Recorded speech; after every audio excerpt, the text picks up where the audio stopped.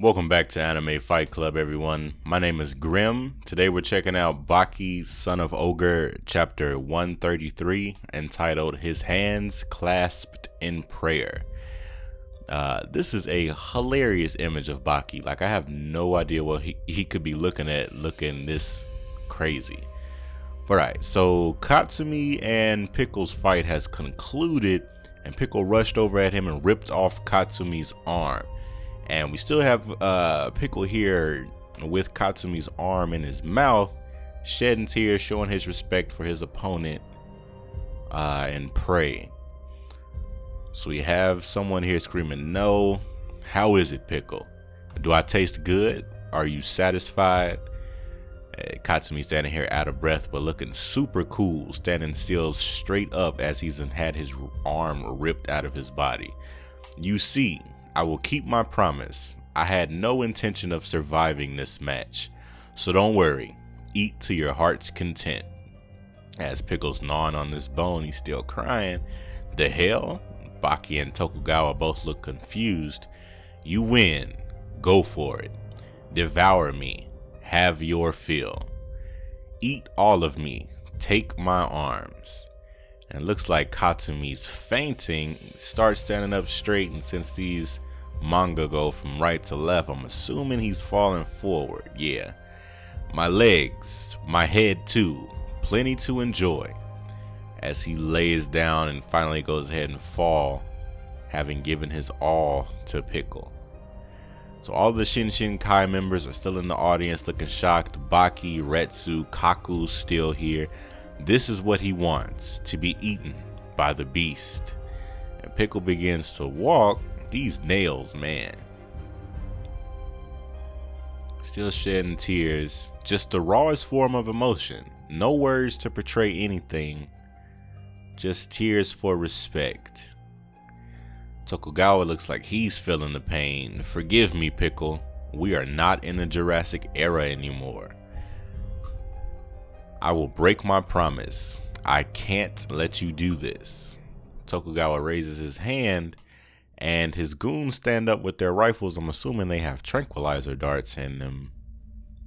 "Even Yujiro went down with these elephant tranquilizers. You will go to sleep." Someone steps in front of Tokugawa. He stops, looking surprised. "Dopo, oh man, he's not about to let you ruin Katsumi's pride." Like, the development of Katsumi throughout this whole little arc or side saga is just so much respect, man. After Yujiro insulted him when they were all in Pickle's headquarters and told him that no wonder none of us wanted to waste our time on you, Katsumi developed so much. Like, he's up there now. "Dopo, the Grand Master. Dopo-san. Sir, I'll have to ask you. Order them to put down their rifles." "What?" "Tokugawa-san, I mean it. Are you trying to put my son to shame? After he accepted his defeat with a warrior's honor, was this your plan all along?" "Eh?" As he's standing there cocked back ready to. First of all, I don't think Dopo would hit Tokugawa, but if he were to, end of life, dead immediately. Katsumi and Pickle laid down their own rules for this fight. They didn't sign it or say it, but they knew very well what would happen in case of defeat. The outcome of this fight is nobody else's business, nor should we tip the scales. Also really love that Dopo still has all of these scars, like him and Baki. Like, that's just super cool. You know how most shows or cartoons, like after they switch scenes, all of the injuries are gone, but not in this. They remain. The meaning of honor, the point of a pledge.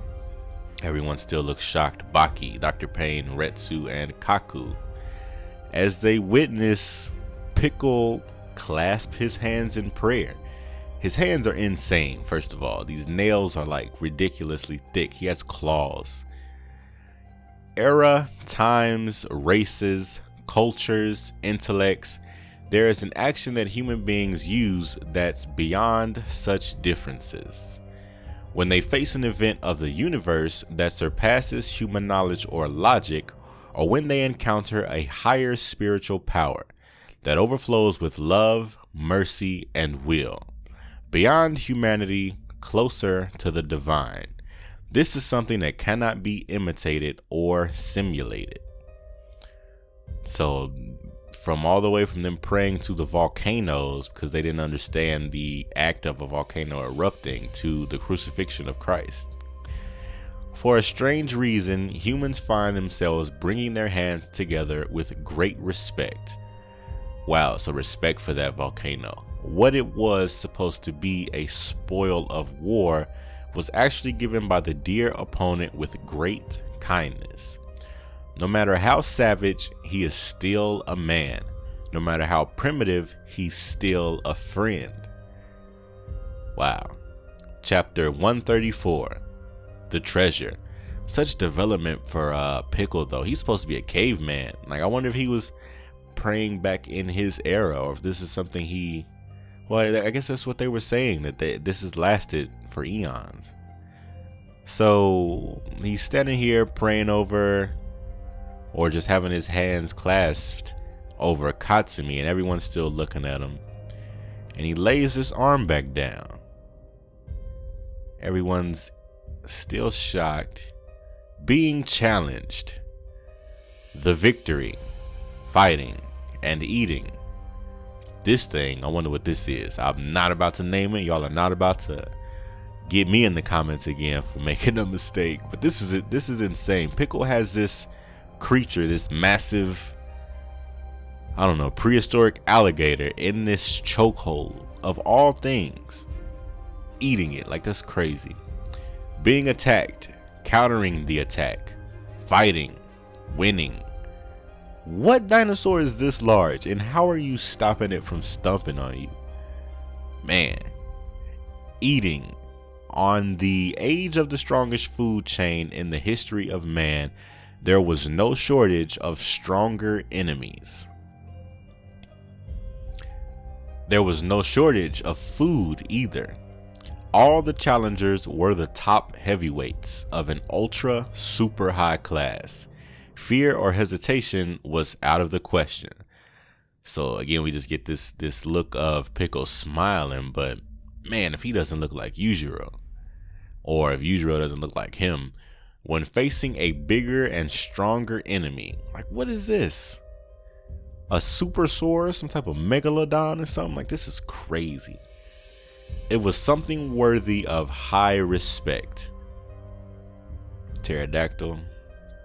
And now a different kind of enemy is lying in front of you. An enemy smaller than you. He came throwing his little legs. He came very fast throwing his little hands.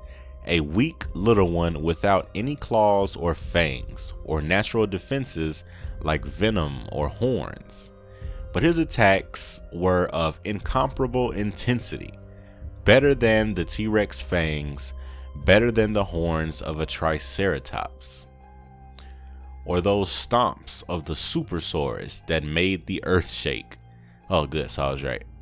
I'm no paleontologist, man, but there are certain things in life that can be understood without words.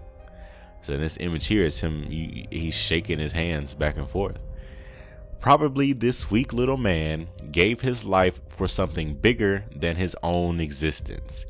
Even without the understanding of the word sacrifice, its essence can be understood. Somebody left a comment on one of the videos asking who's brave enough to keep putting clothes on Pickle. That had to be the funniest, best question. This man, in exchange for his enormous efforts, must have obtained a powerful weapon. Still, with his weak little hands and his weak little feet, certain things can be understood without words. He polished such a soft and weak body part into a fang, into a horn, into a claw. What an invaluable treasure. And these are Pickle's thoughts. Well, the narrator, I'm guessing, is talking, but Pickle sees Katsumi as an invaluable treasure. So much so that he didn't even finish eating this arm. It's sitting in front of Katsumi. A treasure that has been offered. Effort, sacrifice, weakness, results, self-improvement, treasure. Everything was so clear without a single word. For the first time in his life, he's walking away with an empty stomach, but instead, an unknown sense of satisfaction runs through Pickle's body. So Pickle finally gets like the semblance, or he recognizes that this isn't like a battle of necessarily life or death or for food, but this is like the fighting of, like, this is a sport of fighting. So he understands he didn't eat Katsumi out of respect. And what's even more awesome, even when he ripped this arm off of Katsumi, he could have very well went for the arm with the most flesh. Why wouldn't you want this arm that isn't already, you know, destroyed? That's not just skin and bone. This arm had plenty of flesh left for Pickle to actually eat, but he went for the arm that was already destroyed. I honestly believe he did that out of respect for Katsumi before he even started to pray like that, which is crazy and so intriguing for this caveman to be thinking like that. Like, did he have the initial instinct of, I understand what you're trying to do, I understand you know that you lost the fight and you're offering yourself up to me, I'm gonna not spit on that respect, I'm gonna still take my prize, but I'm not gonna kill you, I'm not gonna leave you useless. Had he taken this arm from Katsumi, Katsumi would have been done. This arm was already completely done. And then if he'd have ate this one, Katsumi wouldn't have had any arms, wouldn't have been able to defend himself in the future or like continue really living prosperly. So this that was super dope of Pickle. Oh, okay, so that was the last chapter of the video. Thank you for joining me for this video. Please subscribe. Check the link in the description for the next video. The subscription button as well as the links for the playlist and the next video should be on the screen, if not now then very shortly. Thank you all for joining me. Please subscribe if you haven't already done so. Please do so if you have. Thank you very much. If you're a new subscriber, again, you can check the playlist to catch up. Share with your fellow otaku. Let's try to continue growing the community. Hit that thumbs up on this video as well as the Pickle special video. If you guys can get that video to 2,000 likes, then I will continue on giving you guys long specials like that. We'll start with the Dopo Orochi guide next, and then follow up with the Hanayama volumes. But that's all up to you guys. You guys got to show me some effort by hitting that like button. Also hit the like button on this video. Again, subscribe, and as always, otaku for life.